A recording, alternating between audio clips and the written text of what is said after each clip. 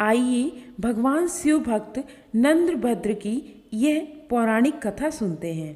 प्राचीन काल की बात है। बहुदक नामक तीर्थ में नंदभद्र नाम के एक वैश्य रहते थे। वे वर्णाश्रम धर्म का पालन करने वाले सदाचारी पुरुष थे। उनकी धर्मपत्नी का नाम कनका था। वह भी पतिव्रता धर्म का पालन करने वाली साध्वी स्त्री थी। उसमें अन्य अनेक सद्गुण भी विद्यमान थे, जिससे उनकी गृहस्थी बड़े आनंद एवं धर्मपूर्वक व्यतीत हो रही थी। वर्णाश्रम धर्म के अनुसार नंदभद्र वाणिज्य को ही अपना श्रेष्ठ धर्म मानते थे और उसे ही अपनाए हुए थे। नंदभद्र के हृदय में परोपकार तो मानो साक्षात मूर्तिमान होकर विराजमान था।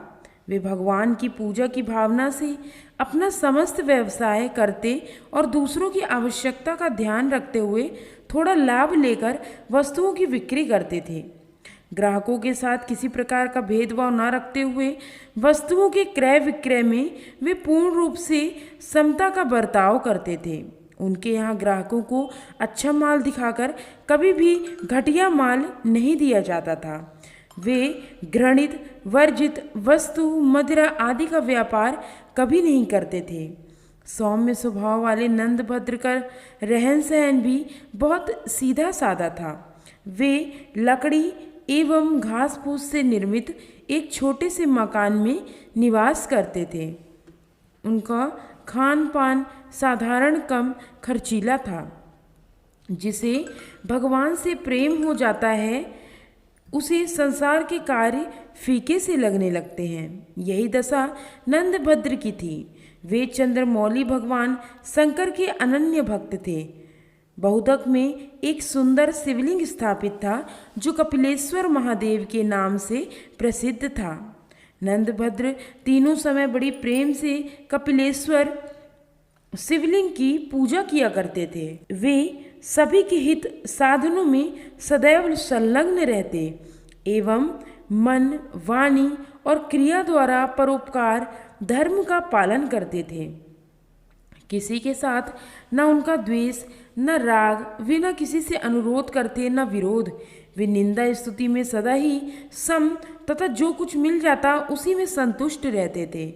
नंदभद्र का जीवन सन्यासियों जैसा ही था। वे गृहस्थाश्रम को सन्यासाश्रम से कम न मानते थे। वे कहा करते थे कि जो विषयों को बाहर से त्याग कर मन के द्वारा उसे ग्रहण करता रहता है, वह इहलोक और परलोक दोनों ओर से भ्रष्ट होकर फटे हुए बादल की भांति नष्ट हो जाता है।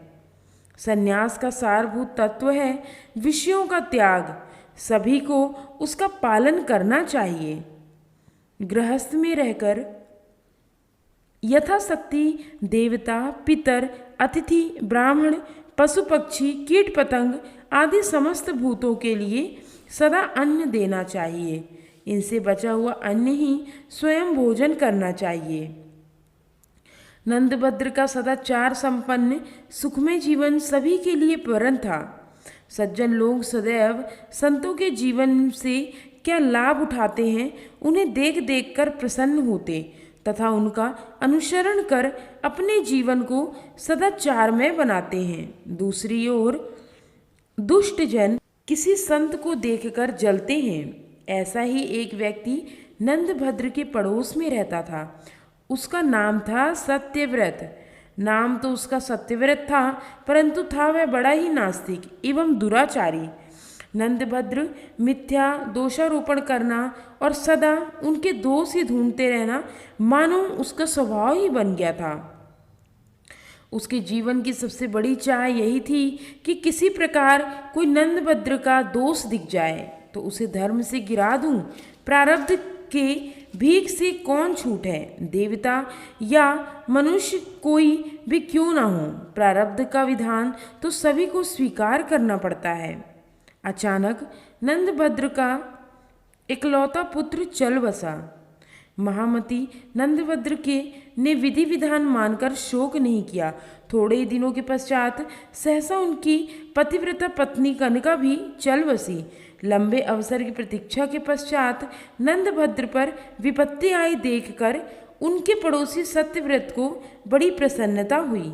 उसने सोचा कि अब मैं नंदभद्र को धर्म भ्रष्ट कर दूंगा। वह दौड़कर उनके पास पहुंचा और बनावटी दुख प्रकट करते हुए बोला, हाँ नंदभद्र, बहुत बुरा हुआ। तुम्हारे जैसा धर्मात्मा को भी कैसा दुख उठाना पड़ रहा है। इससे यही समझ में आता है कि यह धर्म कर्म सब ढकोसला है। मेरे मन में 3 बार पूजा करना, स्तुति प्रार्थना करना सब व्यर्थ है, परंतु संकोचवश मैं चुप रहा। आज कहे बिना नहीं रहा गया, अतः कह रहा हूँ। उसने पुनः कहा, भैया नंदभद्र, धर्म के नाम पर इतना कष्ट क्यों उठाते हो? मिथ्यावाद अच्छा नहीं होता। जब से तुम इस पत्थर पूजन में लगे हो तब से तुम्हें कोई अच्छा फल हो ऐसा मैंने नहीं देखा। तुम्हारा इकलौता पुत्र और साध्वी पत्नी दोनों से चल बसे।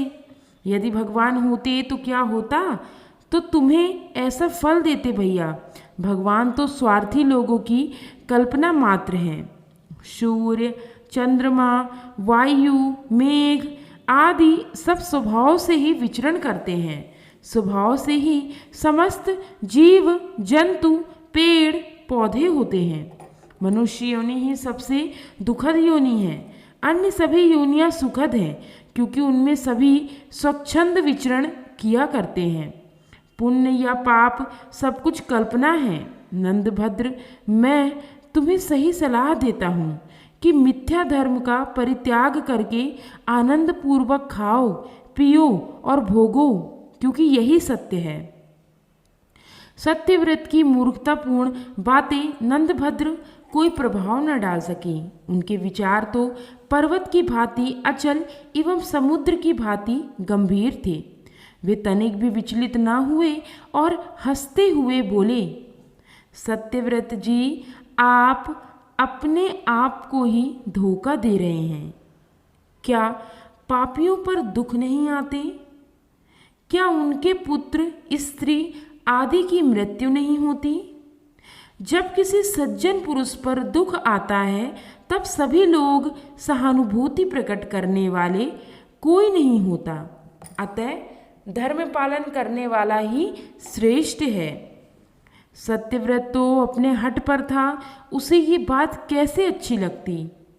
नंदभद्र ने पुनः कहा, महाशय, अंधा व्यक्ति सूर्य के स्वरूप को नहीं जानता, परंतु उसके न जाने से क्या सूर्य का अस्तित्व समाप्त हो जाता है?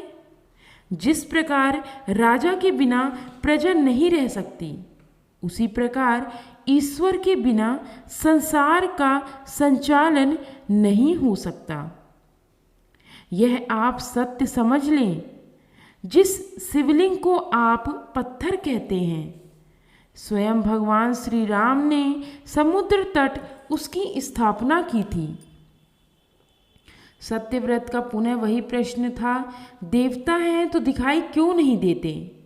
नंदभद्र ने कहा, क्या देवता लोग आपके आसपास आकर याचना करें कि हमें आप मानिए? नंदभद्र सत्यव्रत से अधिक विवाद नहीं करना चाहते थे, अतः वे स्थान को छोड़कर चले गए। एक बार नंदभद्र के मन में विचार आया कि भगवान सदाशिवक साक्षात दर्शन करके उनसे पूछूं, प्रभु आप निर्दोष, निर्वैर और समदर्शी हैं, फिर आपका बनाया यह संसार दोष रहित क्यों नहीं है? इसमें इतने सुख दुख, जन्म मरण आदि कलेश और वैमनस्य क्यों भरे हुए हैं? यह सोचकर वे शिव मंदिर में आए, कपिलेश्वर लिंग की पूजा की, फिर प्रणाम करके भगवान चंद्रमौलिक के आगमन की प्रतीक्षा में खड़े हो गए। उन्होंने मन में निश्चय किया कि जब तक भोलेनाथ दर्शन नहीं देंगे तब तक मैं ऐसे ही खड़ा रहूँगा। लगातार 3 दिन और 3 रात तक नंदभद्र वैसे ही खड़े रहे। चौथे दिन एक 7 वर्ष का बालक उस शिव मंदिर में आया। गलित कुष्ठ का रोगी होने के कारण वह पीड़ा से कराह रहा था। उसने बड़े विस्मय के साथ नंदभद्र से पूछा, आप इतने सुंदर एवं स्वस्थ दिखाई दे रहे हैं, फिर भी आपके चेहरे पर कलेश के चिन्ह क्यों हैं? नंदभद्र अपने मन का संकल्प उस बालक से कह सुनाया। सब कुछ सुनकर उस बालक ने कहा, अप्रिय का संयोग एवं प्रिय का वियोग ये मानसिक कष्ट के कारण है, तथा रोग एवं परिश्रम शारीरिक कष्ट के मानसिक कष्ट से, शारीरिक कष्ट से मानसिक कष्ट होता है। औषधि एवं उपचारों से शारीरिक कष्ट तो दूर होता है एवं ज्ञान से मानसिक कष्ट। मन के दुख की जड़ राग है। इस राग से ही प्राणी सांसारिक प्राणी पदार्थों से आसक्त होकर दुख पाता है। दुख सुख एवं आयाम का मूल राग ही है। राग के वशीभूत होकर मनुष्य भोग की इच्छा करता है। भोग तृष्णा एवं लोभ का जन्मदाता है। तृष्णा का आदि और अंत नहीं है, यह सदैव त्याज्य है। इतना सुनने पर भी नंदभद्र की जिज्ञासा का पूर्ण रूप से शमन नहीं हुआ। उन्होंने पूछा, बालक, पापी मनुष्य धन धान्य संपन्न क्यों देखे जाते हैं? बालक ने कहा, महाभाग, संसार में 4 प्रकार के मनुष्य होते हैं। पहले प्रकार का मनुष्य वह है जिसके लिए इस लोक में तो सुख भोग सुलभ है, परंतु परलोक में नहीं, क्योंकि उसका पूर्व जन्म में किया हुआ पुण्य शेष है, उसे वह भोगता है और नूतन पुण्य का उपार्जन नहीं करता। उस मंद बुद्धि एवं भाग्यहीन मानव को प्राप्त हुआ सुख भोग केवल इसी लोक के लिए बताया गया है। दूसरा वह है जिसके लिए परलोक में सुख का भोग सुलभ है, परंतु इस लोक में नहीं, क्योंकि उसका पूर्व जन्मोत्पार्जित पुण्य नहीं है। यह जानकर वह तपस्या करके नूतन पुण्य का उपार्जन करता है। उस बुद्धिमान को परलोक में सदा ही सुख का भोग प्राप्त होता है। तीसरा वह है जिसके लिए इहलोक और परलोक में भी सुख भोग प्राप्त होता है, क्योंकि उसका पहले का किया हुआ पुण्य भी विद्यमान है और तपस्या से नूतन पुण्य का भी उपार्जन हो रहा है। ऐसे बुद्धिमान कोई विरला ही होते हैं। चौथे वह है जिसके लिए न तो इहलोक सुख है न परलोक में ही, क्योंकि उसका पहले का पुण्य तो नहीं है और इस लोक में भी वह पुण्य का उपार्जन नहीं करता। ऐसे मनुष्य को इहलोक और परलोक दोनों में ही सुख नहीं मिलता। ऐसे नराधम को धिक्कार है।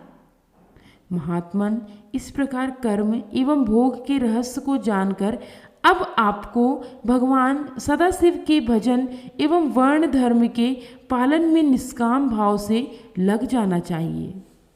इससे आप दूसरे जन्म के बंधन में नहीं पड़ेंगे। एक बालक के मुख से ऐसी रहस्यपूर्ण बातें सुनकर नंदभद्र आश्चर्यचकित हो गए। वे उससे पूछने लगे, बालक, आप कौन हैं और यहाँ कैसे पधारे? आपने तो मेरे सब संदेहों को नष्ट कर दिया। बालक ने बताया, पूर्व जन्म में मैं बड़ा दंभी एवं पाखंडी था। मुझ में और भी बहुत से दुर्गुण थे, जिसके फलस्वरूप मैं वर्षों से नीचे योनियों में भटक रहा हूँ। भगवान व्यासदेव कृपापूर्वक मुझे प्रत्येक योनि में सचेत कर देते हैं। उन्होंने ही मुझे आपके पास भेजा है। अब मैं 7 दिन के बाद इसी तीर्थ में प्राण त्याग दूंगा और पुण्य फल को प्राप्त करूंगा। कृपया मृत्यु के बाद आप मेरा अंतिम संस्कार कर दीजिएगा। सूर्य मंत्र जप करते हुए 7वें दिन उस बालक ने अपने प्राण त्याग दिए। नंदभद्र ने विधि पूर्वक उसका अंतिम संस्कार किया और शेष जीवन उन्होंने भगवान शिव एवं सूर्य की उपासना में लगा दिया तथा अंत में भगवान शंकर का सारूप्य प्राप्त किया। पार्वती हर हर महादेव की जय। दोस्तों, ये भक्तिमय की पौराणिक कथा यदि आपको पसंद आई हो तो मेरे YouTube चैनल उमंग ज़िंदगी को लाइक, शेयर और सब्सक्राइब जरूर करें। Thanks for watching.